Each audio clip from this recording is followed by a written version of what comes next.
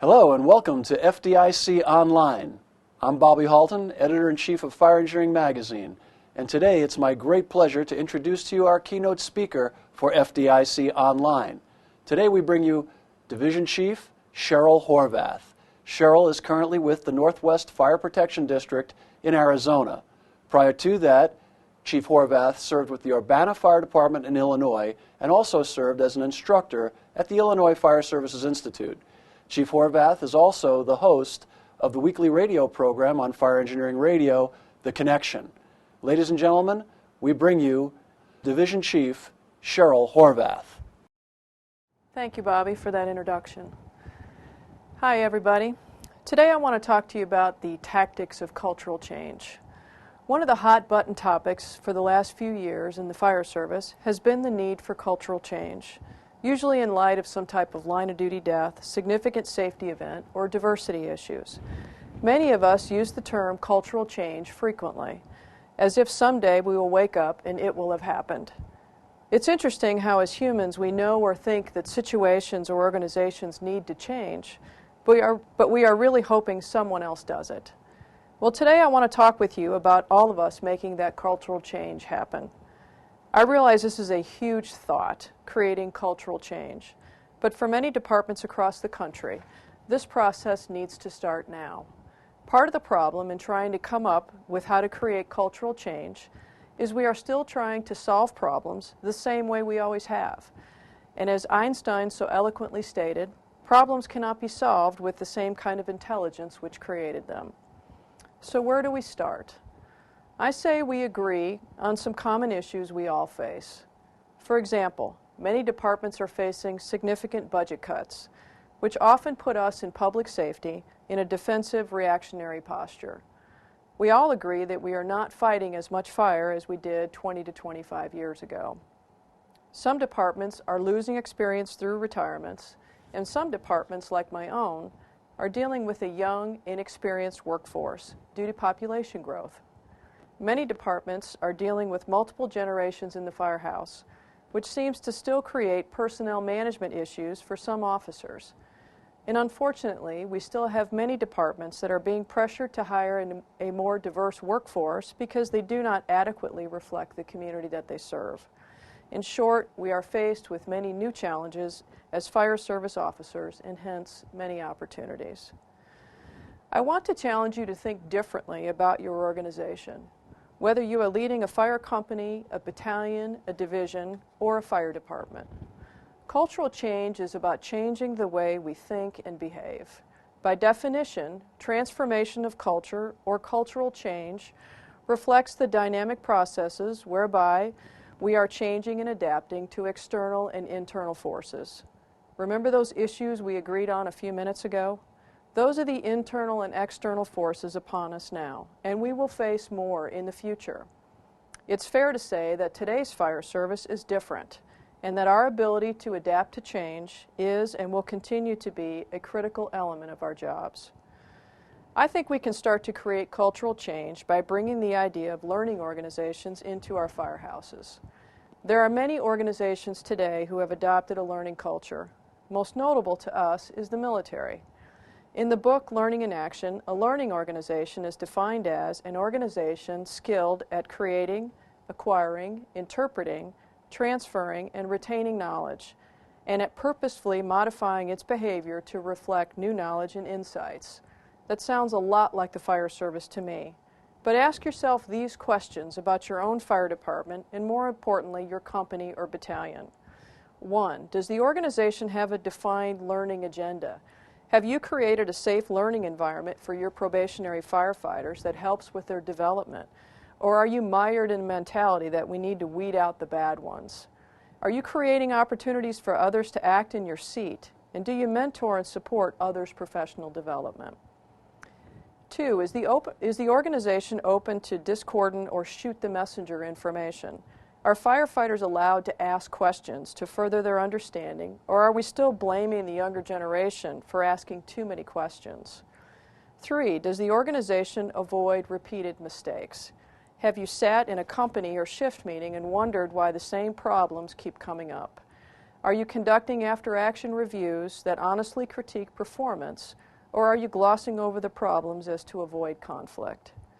4, does the organization lose critical knowledge when key people leave? Are you training your replacement or keeping information to yourself as a powermonger? Is your department succession planning or in a panic mode when someone leaves the organization? And lastly, does the organization act on what it knows? Do you embrace the idea of change in order to make things better, or are you using the same excuse, that's the way it's always been? Do people accept risk and make decisions that are in the best interest of your constituents, or are your officers afraid to step outside the lines? If you are like me, some of you may be feeling a little uncomfortable at this point. Maybe your organization or your company did not fare too well in answering those questions. Stated another way, you may be exactly where you should be based on the organization you work in. If you have been working in a performance-based model where people work hard in order to look good, then you have shied away from difficult challenges, avoided conflict, and stayed away from situations that require a high level of risk. You've been the get-along to get along type who feeds into the very culture we need to change. We have all been there. So let's turn this around to a more learning-based orientation. If you want firefighters who persist in the face of obstacles, assume challenges that broaden their skill set and decision-making ability, and ensure they will work smart in order to perform better, then we are on the same page. What are the small changes you can make as a fire officer to create that cultural shift? Here are a variety of ways that you can do that. First, recognize and accept differences in people and in processes. I moved from Illinois 3 years ago to accept a job at the Northwest Fire District in Tucson, Arizona. This was obviously a huge move and change for me and my family personally and professionally. One of the greatest lessons I have learned from this experience has been that we all do things differently. Not necessarily better or worse, just differently. I have been subjected to much discussion on both sides of the Mississippi on who fights fire better, the East or the West, and I can honestly say both do a pretty good job. What's significant, though, is if we can drop the walls down, we'll find out that we can learn a lot from each other. My chief told me when I came to Northwest that he wanted me to be open in asking questions and pointing out things that did not make a lot of sense. Believe it or not, that's harder than you think. I think because I came on the department as a shift commander and asked a lot of questions of everyone, it set a tone with shift personnel that I really wanted their input, which I did. This experience has made me a better leader because I see the value of input and dialogue, not only for myself, but for others as well. To this day, I frequently receive phone calls from firefighters wanting to discuss an issue or ask a question. I embrace that transparency and do not hesitate to exchange dialogue with them. I learn from them as much, if not more, than they learn from me. When it comes to accepting differences in people, realize that the most important and challenging aspect of diversity is not how people look, but what they value and how they think. You are the leader of a team of exceptional people, all with different strengths that contribute to the overall effectiveness of the team. Interestingly enough, when it comes to diversity, my experience has been that people are more like me than they are different. The second thing you can do in creating a learning environment is to provide timely feedback. As I stated earlier, many departments are still talking about the younger generation as a problem, and I want to challenge that opinion. My department is very young, and I love it. We have an energetic workforce, they are yearning for training and information, and they want good, honest dialogue on their performance. To me, the younger generation is exactly what we need to create a learning environment in the firehouse. Their schooling experience has provided them with much feedback, and they have the same expectation of the fire service. And I think they're requiring all of us to become better fire officers, which is a good thing. Third, create an environment that stimulates new ideas. My fire service experience has included working for the Illinois Fire Service Institute as field staff. This has allowed me to meet many people from other departments and learn. The staff in the training division at Northwest Fire, never having been training officers before, are learning the great value in working with outside departments and sharing ideas. Again, training has made me a better officer because I am much more open to new ideas. I try to create that same environment for the firefighters at Northwest. If you are open to new ideas, then you are inviting your people to challenge the process. Someone told me once to try to get your people to think bigger than they ever thought they could. This opens us up to possibilities and makes us much better prepared for change. Fourth, it's important in the fire service that we learn to tolerate errors and mistakes. Now, I'm not talking about complacency or blatant disregard for doing the right thing. I'm talking about when people make mistakes for the right reasons, because they tried to solve a problem or do what was right at the time. We are all human. We all make mistakes. We need to learn to capture the learning moments, give timely feedback, and allow the individual who made the mistake to remain in the group and be a viable team member. One of my unfortunate observations about the fire service is that some fire officers are intolerable of errors to the point of alienating people and hurting the team. We do not do a very good job of allowing people a point of re-entry back on the team after they have experienced difficulty on the job. You all know who I'm talking about. Those individuals who made a mistake in recruit school or gained a reputation for their actions and have never been allowed by the group to change. All of us can learn to be more tolerant and more human. I don't care how many bugles you have. I recently read an essay written by a military officer on his 6 guidelines for leadership. He writes that we need to learn from mistakes, yours and others. Never let mistakes go to waste. They cost too much. Always keep in mind that the individual can fail, but the team cannot. As an officer, it's important that you don't sell out. What I mean by that is if you believe something is not as it appears, say something. If you made a mistake or owe someone an apology, admit to it. If you know that a decision is flawed, say something. If you believe you should talk to someone about concerns you have with them, do it. If you know that someone's behavior in the firehouse is not appropriate, say something. Be willing to ask the tough question or raise the difficult issue. For too long in the fire service, we have been silent on issues that need to be dealt with. I remember a time as a company officer where I implored members of my crew to talk to each other when times were tough. Personalities and egos had created a divide on the team, mostly because people were not willing to exchange meaningful dialogue with each other. I ordered 3 members of my company to sit down and talk without me to work out their issues.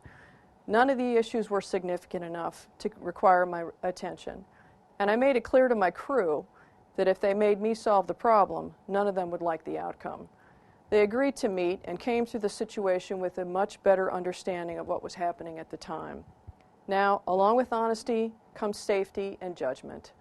Pick your battles wisely and make sure that you speak honestly in a safe manner so as not to threaten others' self-confidence. Remember, we are in a learning mode and we need to keep in mind our desired outcome. Lastly, start thinking of yourself as a teacher and develop a teachable point of view. I have heard from people across the country and in my own fire department about how we do not share stories at the kitchen table like we used to back in the good old days. Yet, in the same breath, fire officers are complaining that the younger generation does not understand the values needed to be in the fire service. So I say, teach them. Part of our jobs as fire officers is to share stories of our life experiences, both good and bad. It shows your crew that you are willing to share your mistakes while also teaching them what is important to you. If you want people to learn the values they need in the fire service, then share stories with them on how you live those values yourself.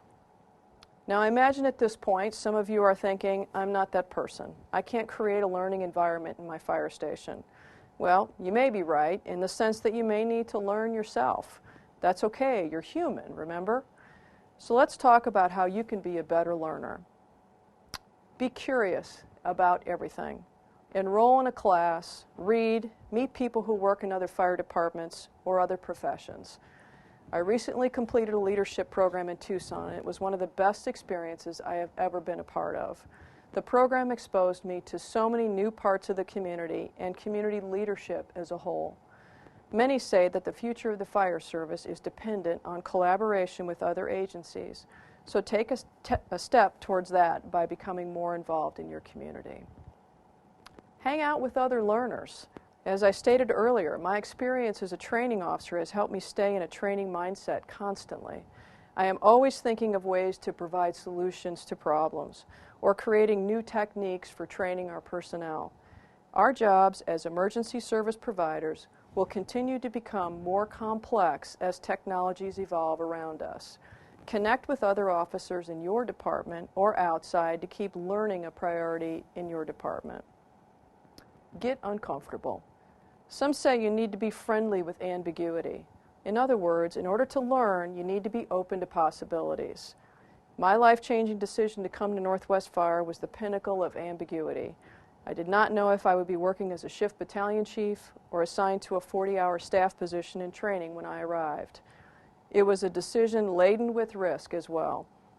What I learned is sometimes when you step off the ledge without seeing the net will catch you. When you are in a position that is uncomfortable to you, you will learn new ways of thinking and behaving to adapt to your environment. Sounds a bit like cultural change, doesn't it? Now, I'm not suggesting that you leave your job to become uncomfortable, merely asking that you consider being uncomfortable in a learning moment. Learning means leaving the known for the unknown. This will make you a better teacher as well. Recently, our team in the training division at Northwest has implemented after-action reviews, or AARs, as a way of developing our learning organization. This is a very simple 4-step process that we use after all training evolutions. The 4 questions are, what was the plan? What actually happened? Why did it happen? What would you do differently next time? Each person on the company answers the 4 questions individually in front of the group. Any specific performance problems are discussed in private with the individual, which generally makes them feel more comfortable bringing it up in front of the group. What we are finding with the AAR format is that all the firefighters are much more willing to talk about mistakes when they hear their fire officer talk openly about things they could have done better. We know that some officers are adopting that same format when returning from emergency calls. It's a simple concept that requires some discipline to implement, but the payback is tremendous, with firefighters more open to learning and maintaining focus on their tasks. There are numerous other methods that you can use to create a learning environment and ultimately affect cultural change. We have changed some of our testing processes at Northwest so that candidates are exposed to very realistic conditions in their testing. We also provide thorough feedback on their performance so that we are constantly in a learning mode. Now, we are a medium-sized department, 9 stations with 180 line personnel, so our size allows us the opportunity to provide those types of learning opportunities. My advice to you for now is to take small steps in trying to change the culture of your organization. Take it one person at a time, starting with yourself. In climbing, there is a term called the Hillary step, which is defined as the hardest moment in the climb. I think it's an appropriate term to use to describe the period of time we find ourselves in now in the fire service. Make a commitment to yourself and your organization to take the Hillary step and start creating a culture change. Thank you.